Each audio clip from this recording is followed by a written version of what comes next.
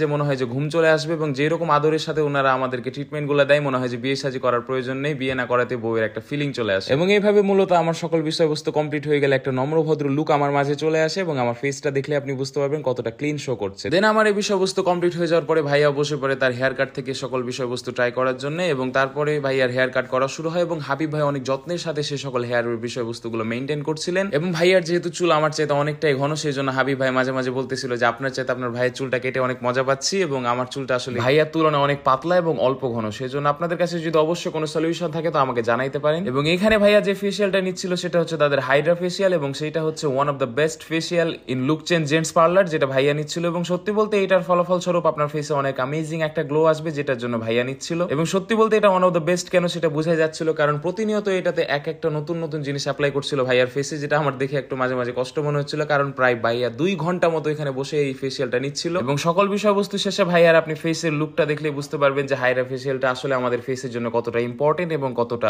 লাভজনক। তাই আমি আপনাদেরকে অবশ্যই সাজেস্ট করবো যে আপনাদের যে কোনো প্রয়োজন হলে অবশ্যই আপনারা look change gents parlour visit করবেন, যেটা হচ্ছে আমাদের চাঁপাইনবাবগঞ্জের বাতেনখার মোড়ে। এবং আমার ভিডিওটি ভালো লাগলে অবশ্যই আমার পেজটি ফলো করে আমার সাথেই থাকবেন। দেখা হচ্ছে পরবর্তী ভিডিওতে।